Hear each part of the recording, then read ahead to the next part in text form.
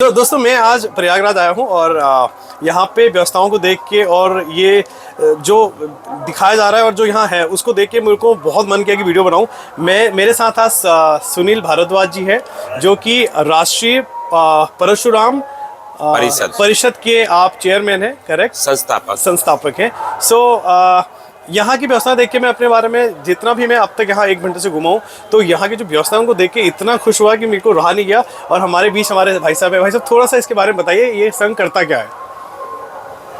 मैं सबसे पहले प्रयागराज तीर्थराज नगरी में जो ये 144 साल बाद दिव्य कुंभ हो रहा है जी, इस कुंभ के परिसर में भगवान श्री परशुराम जी के धाम में आप विराजमान है इस समय जी।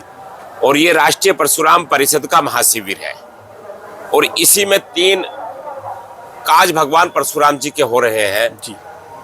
एक तो श्री परशुराम धाम जहां आप विराजमान हैं, एक माता रेणुका कुटीर जी, एक उसी के साथ में जुड़ा हुआ है अपने सप्तऋषि पंडाल। ओके जी। फिर दूसरी ओर आप देखते हैं तो आपको सामने दिखाई देता है एक महायज्ञशाला जी।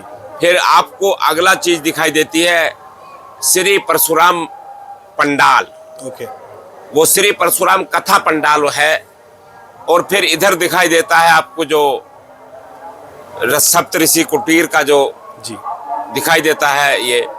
तो यहाँ श्री भगवान परशुराम जी पर जो पिछले 12 वर्षों से काज हुआ जी, और उस काज को लंबे समय के बाद हमारे श्री परशुराम राष्ट्रीय शोधपीठ जी और राष्ट्रीय परशुराम परिषद के सभी ऐसे सम्मानित सदस्यों ने लगातार शोध करके भगवान श्री परशुराम जी पर जी, हिंदू सनातन जी और ब्राह्मण इन तीनों पर काम हुआ है।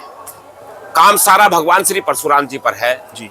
जैसे मैं अनेक संगठनों के कार्यक्रम के माध्यमों से मुझे रूबरू होने का अवसर मिलता था और मैं ये बात पूछता था कि भगवान परशुराम जी की जन्मभूमि कहाँ है, तो उसमें एक दूसरे की बगलें हम झांकने का काम करते थे। बिल्कुल सही बात है। हम बड़े ब्राह्मण, छोटे ब्राह्मण, हम परशुराम वंशज के ब्राह्मण, हम सनातन हिंदू और हम आदि आदि जो विद्वान लोग हैं वो भी कई बार उसमें थोड़ा सा एक अपने आप को असहज महसूस करते थे। जी जी। उस परिस्थिति को लेकर के जब भगवान श्री परशुराम जी हमारे सपन में आए और हमसे उन्होंने 12 वर्ष पहले पूछा कि मेरी जन्मभूमि पर दर्शन करने गए थे क्या, तो हम आश्चर्य में पड़ गए और हम पूछने लगे उसी समय से कि भगवान श्री परशुराम जी की जन्मभूमि कहाँ है।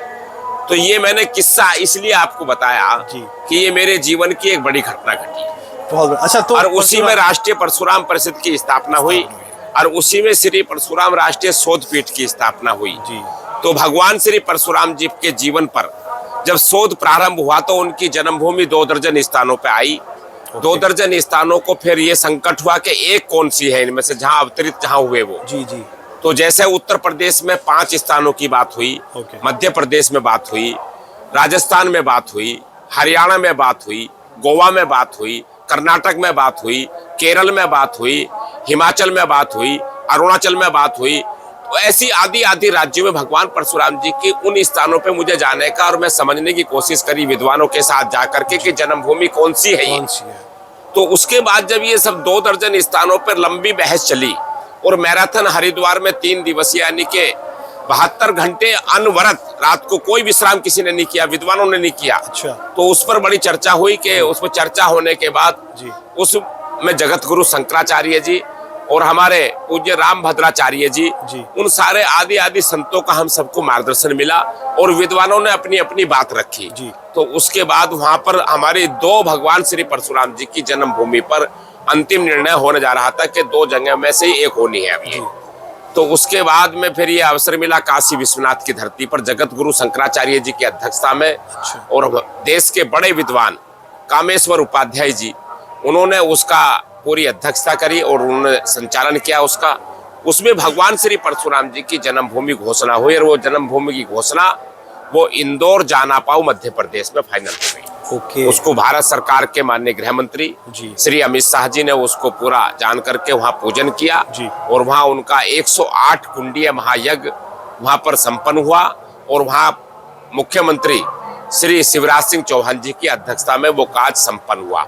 उसके बाद में इस सब जानकारी को लेकर के तो ये पहले से ही एक तैयारी थी कि भगवान श्री परशुराम जी के जो लंबे शोध हुए हैं और उनकी जानकारी प्राप्त हुई है, उनके पूरे भारतवर्ष के अंदर 56 स्थानों की जानकारी प्राप्त हुई। भगवान श्री परशुराम जी के 21 स्थानों पर युद्ध भूमि की जानकारी प्राप्त हुई जी। और उनके भगवान श्री परशुराम जी का चालीसा एक लिखा गया विद्वानों के माध्यम से। उन्हीं की भगवान श्री परशुराम जी की आरती एक निर्मित हुई। तो आपको यहाँ इस परिसर में सुनने को मिलता होगा कि प्रातः यहाँ भगवान श्री परशुराम जी की आरती से हम शुभारंभ करते हैं। बहुत बढ़िया। और यहाँ का जो भगवान श्री परशुराम जी के पंडाल की हमने बात करी आपसे, यहाँ इसमें 13 जनवरी से भगवान श्री परशुराम जी की कथा प्रारंभ हुई जी। बड़े बड़े लोग, हम सब लोगों ने देखा कि कोई हमें कथावाचक नहीं मिलता था कि भगवान श्री परशुराम जी की कथा कोई कर रहा है जी। तो क्या हम पंडालों का ऐसे चलते चलते कर सकते हैं, क्योंकि माइक हम चलते चलते बात कर सकते हैं? मैं आपके साथ हाँ। पंडाल देख लेते हैं एक बार।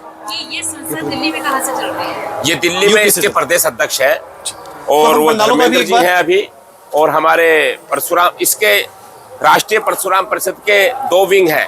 एक परशुराम शक्ति वाहिनी है जी, जो पूरे भारतवर्ष की महिलाओं पर बात करती है, और जो लव इन जिहाद वालों का जो एजेंडा है जी, जो हमारे हिंदू परिवारों की जी, ब्राह्मणों परिवारों की जिन लड़कियों को लेकर के जो आज उन लव जिहादियों ने एजेंडा बना रखा है जी, उनके खिलाफ मुंह तोड़ जवाब देने का काम ये परशुराम शक्ति वाहिनी करती है। बहुत बढ़िया। अच्छा, तो इसके साथ में एक युवा विंग है जो वो IT क्षेत्र में काम करता है जी। वो परशुराम स्वाभिमान सेना के रूप में काम करता है जी। तो परशुराम स्वाभिमान सेना जो युवा विंग है जी, उसके साथ में वो उसको काम करने का एक अवसर दिया गया है जी। जो आज देश भर के जो कुछ लोग षड्यंत्र के तहत, यानी कि जो ऐसे कम्युनिस्ट लोग हैं जी, जो ब्राह्मणों को और OBC को बढ़ाना चाहते हैं, जो लोग ब्राह्मण और क्षत्रियों को बढ़ाना चाहते हैं जी, जो लोग ब्राह्मण और दलितों को और ब्राह्मणों को जो गाली देने का काम करते हैं, उसको हम IT के माध्यम से, नहीं तो फिर भगवान परशुराम जी को महादेव जी ने जो उनको वरदान दिया था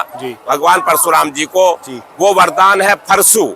फिर उस फरसु से भी उनको जवाब दिया जाएगा और ऐसी विनाशकारी शक्तियों को नाश किया जाएगा। तो आपकी हिसाब से लव जिहाद चल रहा है, ये कहीं न कहीं ये इस पे आप लोग काफी काम कर रहे हैं, जैसे कि आपने बोला।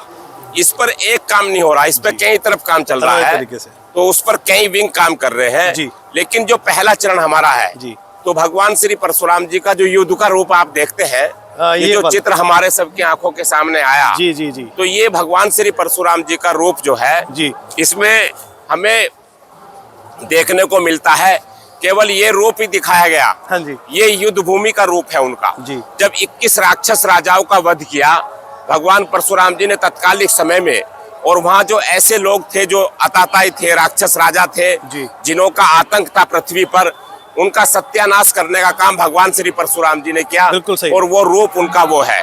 लेकिन जहाँ आप ये 51 फुट के भगवान श्री परशुराम जी को देख रहे हैं, अच्छा, जहाँ इसमें ये रूप उनका वो अवतारी रूप है, जहाँ वो अवतारी यानी कि भगवान विष्णु के रूप में दिखाई देते हैं, तो भगवान विष्णु का रूप वो है, ये भगवान परशुराम जी है।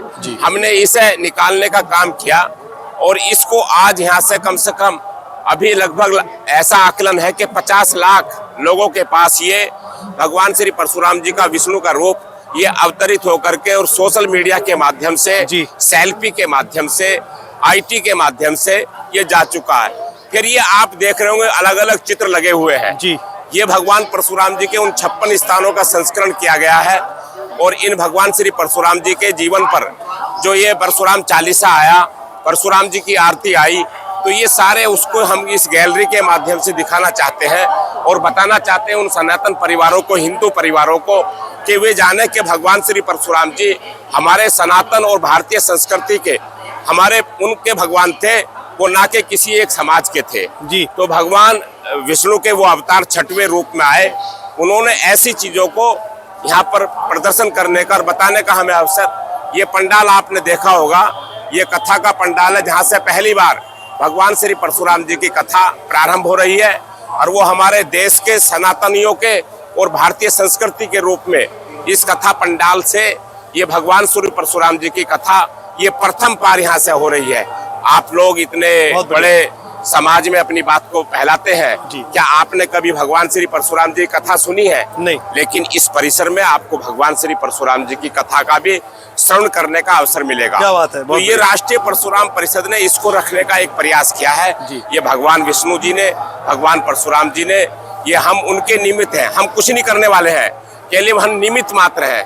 और आप इस परिसर में जो आए हैं, आप भी भगवान परशुराम जी के ही आशीर्वाद से यहाँ परिसर में प्रवेश हुआ है। बिल्कुल, कि वो आपसे भी कुछ चाहते हैं जी। तो यहाँ इस परिसर में वही व्यक्ति आएगा जो भगवान श्री परशुराम जी को भगवान विष्णु के अवतार के रूप में जो है उसके लिए कुछ अपने काज में काम आएगा, वो इस परिसर में आएगा। बोलो जय परशुराम। इस परिसर में सुविधा क्या क्या है, एक बार आप बता सकते हैं? यहाँ पर हमने जो भगवान श्री परशुराम जी के जो सभी यहाँ अनुयायी हैं जो आ रहे हैं, उनके यहाँ लगभग हमारे यहाँ 1200 लोगों के रुकने की, विश्राम करने की यहाँ व्यवस्था है। उनके यहाँ भोजन जलपान की व्यवस्था है। यहाँ कथा का पंडाल है। यहाँ एक महायज्ञशाला है। उस महायज्ञ के माध्यम से जो है यहाँ पर जो लगातार अनवरत जो है 13 जनवरी से यहाँ पर पूरा अनुष्ठान चल रहा है।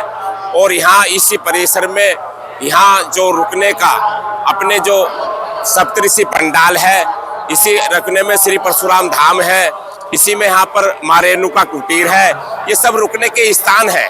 तो यहाँ पर पूरी सुविधाओं से यानी कि भगवान श्री परशुराम जी का प्रातः 5:30 बजे से लेकर के अनवरत यहाँ पर कार्य जो है सनातन को काम चल रहा है। यहाँ मूर्ति वितरण का कार्य हो रहा है कि हर घर में हमारी जो 1,08,000 भगवान श्री परशुराम जी की मूर्ति वितरण हो रही है, वो आपके घरों में भी यहाँ से आपको प्राप्त होगी और वो मूर्ति आपके घर के मंदिर में वो यहाँ से विराजमान होगी जी। तो ये ऐसा एक संकल्प यहाँ जो देख रहे होंगे आप, तो ये पूरा एक प्रयास किया गया है भगवान श्री परशुराम जी पर काम करने का। तो इससे आज पूरे भारतवर्ष के लोग इस कुंभ में जो 144 बाद ये अवसर मिला है, मैं सनातन और हिंदू और भारतीय संस्कृति के अनुरूप हम इससे जुड़ेंगे। और मैं सबसे ये भी अपील करता हूँ कि ऐसे लोगों को मैं आमंत्रित करता हूँ जो भगवान श्री परशुराम जी पर काम करने के लिए जो वो अपना अर्ध समय देंगे जीवन का, वो अपना पूर्ण समय देंगे जीवन का, अपना जो हमारी युवतियां हैं, हमारे युवक हैं, हमने उनके लिए भी वो की अपील की है कि आप आगे बढ़ो और भगवान परशुराम जी के लिए इस अभियान को पूरे भारतवर्ष के लिए हमसे जुड़ो। हमने ये राष्ट्रीय परशुराम परिषद की एक अपील भी है। बहुत बहुत धन्यवाद। और यहाँ की व्यवस्थाएं देख के एक्चुअल में मुझे लग रहा है, और मैं किस्मत वाला हूँ कि मैं कुंभ में, क्योंकि मैं अपने घरवालों को परसों तक मेरा आने का प्रोग्राम नहीं था। यहाँ आने के बाद जो आपकी व्यवस्थाएं देखी और जो मुझे, क्योंकि मैं भी ब्राह्मण हूँ, मेरा कश्यप गोत्र है, सो परशुराम जी के लिए जो भी आपने अभी देखा था, मैं बहुत देर से पढ़ रहा हूँ चीज़ों को। आप बहुत सराहनीय काम कर रहे हैं भाई साहब, जो भी आप ये काम कर रहे हैं इसके लिए लोग जुड़ेंगे आपके साथ और मेरी पूरी उम्मीद है। मैं सबको आह्वान करूंगा जो भी इस वीडियो को देख रहे हैं, वहाँ यहाँ पे हमारा कौन सा इसका एड्रेस क्या है? सेक्टर 9 में हमारा है ना? हम जी सेक्टर 9 है, बजरंग माधव मार्ग है जी जी जी। और ये जो परिसर है जो गंगा संगम के 200 मीटर की दूरी पर है। 200 मीटर की दूरी पर। थैंक यू भाई साहब, बहुत बहुत धन्यवाद। आपने व्यवस्था बहुत अच्छी करेंगे, उसके लिए आपकी दिल से तारीफ है। मेरी पूरी फैमिली आई है यहाँ पे, ये मेरी माता जी है, ये मेरी वाइफ है, हम 6 लोग आए हैं दिल्ली से। मैं बहुत बहुत धन्यवाद बोलना चाहूंगा मंजू जी हमारी बहुत, ये हमारी मंजू जी के थ्रू मैं इनसे मिला। बहुत बहुत धन्यवाद भाई। आपको अब आप जुड़े हैं, आपको ये एक